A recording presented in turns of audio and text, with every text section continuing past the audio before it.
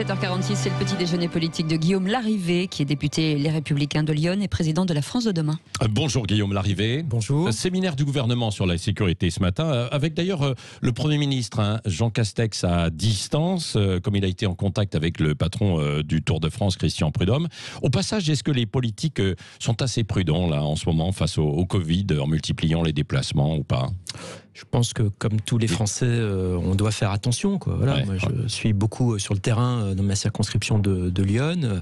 J'essaie, comme vous, de mettre le masque, de respecter les gestes barrières. J'ai annulé un événement festif où j'avais 250 inscrits la semaine prochaine. Voilà, il faut faire gaffe, pour le dire de manière familière et directe. Jean Castex comme les autres, bien sûr. 10 jours, 14 jours, c'est peut-être pas un peu beaucoup, justement, de mise à l'écart ? J'ai pas d'avis technique là-dessus. Non. Je pense que chacun doit rester dans son champ. Parce que là, on dit qu'on pourrait revenir à 7 jours. Non, mais c'est vrai. Voilà. Mais bon, vous consultez, vous êtes politique, vous les consultez aussi, quoi. Voilà, mais vraiment, je veux pas... Il y a tellement de gens qui blablatent pour ne rien dire sur tous les sujets. Je suis pas scientifique, je sais pas si c'est 14 jours, si c'est 7 jours. Ce que je sais, c'est qu'il faut faire très attention parce que, évidemment, la pandémie est pas derrière nous. Moi, j'ai eu, comme je pense beaucoup de Français dans mon entourage, des personnes qui ont été frappées durement. On s'est même retrouvé parfois dans des églises, dans des messes d'obsèques. Voilà, il faut faire très attention. Oui. Alors, vous êtes un spécialiste un petit peu plus des questions de justice et puis également de sécurité. Il y a le séminaire tout à l'heure. Qu'est-ce que vous proposeriez, vous, concrètement, pour ne pas rester au stade des belles déclarations ? Parce que c'est ce que vous dites dans une tribune du Figaro ce matin. Arrêtons avec les grands discours. Oui, je pense qu'il y a beaucoup de radotage, il y a beaucoup de postures dans ce débat. Il y a ceux qui disent il suffit d'augmenter les effectifs, alors qu'il y a déjà 250 000 policiers gendarmes dont il faut assurer un bon management. Mais il n'y a pas de baguette magique quand même. Et puis il y a ceux qui disent aussi toujours un peu les mêmes choses, faut faire des peines planchées, construire des prisons, tout ça. Je pense que c'est vraiment un travail en réalité très difficile qu'on doit prendre de manière pratique. Qu'est-ce que je veux dire par là ? Premièrement, je pense qu'il faut faire un peu plus confiance au terrain.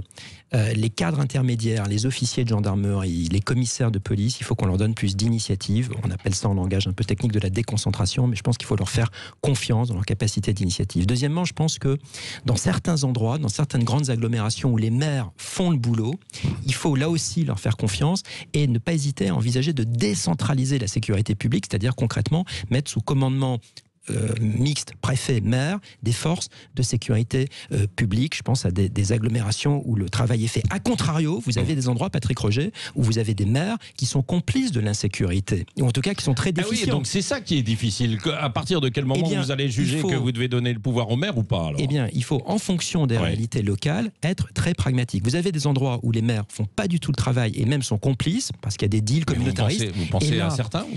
Je ne veux pas désigner tel ou tel maire, mais j'ai quelques idées à l'esprit. Et comme conclusion pratique, je pense qu'il ne faut pas hésiter, dans ce cas, à mettre sous tutelle un territoire communal. Concrètement, par exemple, dire on retire à un maire la gestion du parc locatif social parce qu'il ne fait pas le travail, qui c'est géré directement par le préfet. Même chose sur certains sujets de déclaration d'urbanisme. Voilà, je pense que sur le territorial, il faut finalement être très pragmatique. Il y a des endroits où il faut travailler à fond avec les maires, il y a des endroits où il faut assumer une mise sous tutelle pour reprendre la main. Et puis vous avez tout un autre aspect dont je veux dire un mot à l'instant. Oui, bien sûr. S'agissant de l'autorité judiciaire et du pénal, là aussi, je pense qu'il faut vraiment qu'on fasse du cas par cas. La prison n'est pas forcément la solution dans tous les cas. Pour un mineur primo-délinquant, je pense que c'est sans doute beaucoup mieux d'envisager un travail d'intérêt général, par exemple dans un cadre militaire ou paramilitaire, très encadré, plutôt qu'une peine de prison, bien sûr. Dans d'autres cas, c'est très bien qu'il y ait une amende, une saisie, bref, une sanction financière. Et puis dans d'autres cas, au contraire, il faut aller en prison et là frapper très très fort. Je vous fais une proposition ce matin.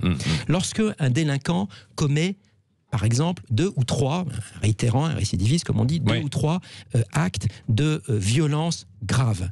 Moi, je propose qu'on criminalise, c'est-à-dire qu'on le punisse d'une peine de réclusion criminel d'au moins 10 ans. Ça serait une manière, ça serait une manière, au fond, une sorte de peine d'élimination sociale. Que ces jeunes voyous apprennent encore mieux auprès des caïds en prison. Mais précisément, je vous dis que le sujet, c'est pas d'aller leur faire un stage de quelques mois en prison pour aller, si j'ose dire, apprendre le métier de la délinquance, mais je pense qu'il faut qu'on arrive à mettre à l'écart de la société des individus multi-réitérants, violents, en assumant le fait qu'en effet, on cherche à les éliminer socialement. Est-ce que cette proposition peut être prise en compte par Gérald Darmanin et le gouvernement aujourd'hui? Comment elle peut être... Peut-être, en tout cas, moi, je l'ai fait vraiment... Lors de discussions au Parlement je l'ai fait vraiment dans un esprit d'intérêt général. Je ne suis pas du tout en train d'essayer d'alimenter la petite machine à polémique médiatique. Je ne cherche pas à faire des coups. Je cherche, comme député, libre, indépendant,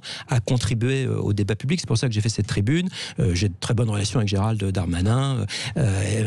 Voilà, enfin, je pense qu'il faut que le schmilblick avance, si vous permettez cette expression familière, parce qu'on doit faire le travail. Ouais. Voilà. Est-ce que Darmanin et Emmanuel Macron sont à la hauteur pour ça? Hier, le chef de l'État a accusé la presse d'avoir fait le Kama Sutra de l'ensauvagement. Qu'est-ce que vous avez compris de cela, vous? Ce que je comprends, et il n'a pas tort, c'est qu'on doit précisément pas faire trop de débats de mots. Moi, j'ai pas aimé la séquence où pendant 15 jours...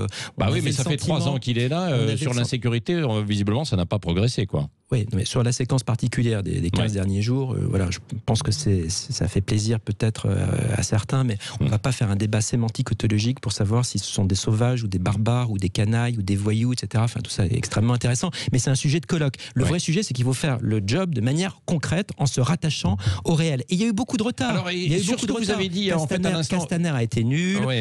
Guillaume Larrivé et le tandem Darmanin Dupond-Moretti, est-ce qu'il peut marcher pour ça? On n'a pas l'impression qu'ils parlent la même langue. On verra à l'usage. En tout cas, le ministre de l'Intérieur est un ami. On échange. Je connais bien aussi son entourage. J'ai confiance dans la capacité du Mais vous n'avez pas confiance dans Dupond-Moretti? Je le connais moins. Ouais. Non, mais vous avez confiance ou pas confiance? Mais c'est pas le sujet. Enfin, pas seulement, Patrick Roger, parce que c'est pas juste un sujet psychologique de confiance. On juge les gens aux actes. Bien sûr. Mais Monsieur Dupond-Moretti est, comme on dit, un ténor du barreau. Voilà, comme garde des Sceaux, on verra ce qu'il fait ou ce qu'il fait pas. Je suis pas sûr que si j'étais dans sa situation, je ferais exactement la même chose. Oui. D'un mot aussi, il y a beaucoup l'insécurité qui est aujourd'hui dans le débat. Il y a l'explosion aussi à la fraude sociale, des prestations sociales, avec un rapport qui est rendu de la Cour des comptes. Est-ce que là aussi, vous avez l'impression que l'État finalement a peur de s'y attaquer?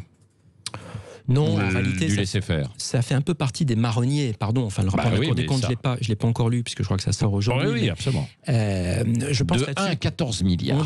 On doit, en tout cas, s'il y a bien un sujet sur lequel on doit progresser, c'est sur les logiciels informatiques, de contrôle, d'interconnexion. Voilà, il y a sans doute beaucoup d'abus qui doivent être traités de manière sérieuse.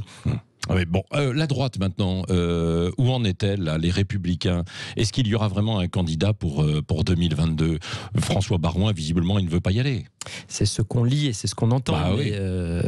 Écoutez, moi, j'ai été porte-parole de Nicolas Sarkozy lorsqu'il a fondé les Républicains en 2015-2016. Et je reste très engagé dans ce mouvement. Je suis président des Républicains de Lyon. Sauf que vous avez failli aller au gouvernement je reste très engagé. Vous seriez bien allé à la place de Dupond-Moretti, quoi. Hein. Je vous laisse le dire et je ne dément pas nécessairement. Bon, mais en tout cas, je suis engagé au sein des Républicains et même si j'aime pas trop le terme de famille politique, en tout cas, c'est le mouvement. Voilà, on est censé être les héritiers de De Gaulle et Nicolas Sarkozy. Jean Castex, lors de son discours de politique générale. Vous m'interrogez sur les Républicains. L'avenir des Républicains, c'est quoi? Pour moi, en 2020, en 2021, on doit à la fois faire le travail sur les territoires, et je me réjouis par exemple que ma ville d'Auxerre ait été reprise, etc. On a beaucoup de choses à faire dans les territoires, dans nos mairies, nos départements, nos régions, bien. Et au plan national, on doit contribuer, comme je viens de le faire sur la sécurité, dans un état d'esprit d'intérêt général. J'aimerais quand même que chacun comprenne dans ce milieu politique que on est en train d'affronter la dépression économique la plus grave depuis 100 ans. On a 11 ou 12% de récession. Bien. On a des difficultés sociales immenses. On a la nécessité de rétablir l'ordre républicain. Donc, notre mission, ça ne doit pas être de regarder notre nombril et de se demander qui va être en 2022 ceci ou cela. Notre mission au Parlement, dans cette responsabilité qu'on a, qui nous a été confiée par les Français, c'est de travailler au service de l'intérêt général. C'est pour ça, moi, j'appelle plutôt à l'unité nationale, Patrick Roger. J'ai envie... Donc, derrière Emmanuel Macron? Non, c'est pas derrière. Je suis aux ordres de personne. Je suis pas aux ordres du président de la République. Je suis pas non plus aux ordres des apparatchiks, des partis politiques. On doit, de manière libre et indépendante, chacun dans notre fonction, vous comme citoyen, moi comme citoyen, moi comme député, je rendais compte aux habitants de Lyon qui m'ont élu, on doit essayer de contribuer de manière efficace. Est-ce qu'il y a un homme, une femme quand même chez les Républicains qui peut incarner ça? On s'organisera en 22. Moi, je ne sais pas vous dire qui je soutiendrai au premier tour de la présidentielle en 2022. Je ne le sais pas. On verra en fonction de la situation. Vous avez cité le nom de Nicolas Sarkozy. Vous y pensez sérieusement pour 2022 ?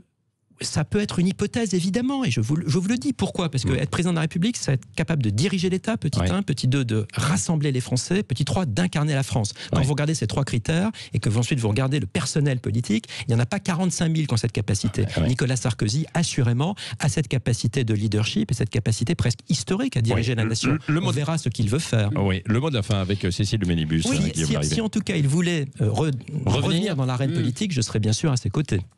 Il y en a qui vont revenir justement dans l'arène, c'est les Gilets jaunes, avec pas mal d'activités en colère, les discothèques, les uniformes, les blouses blanches qui seront là le 12 septembre.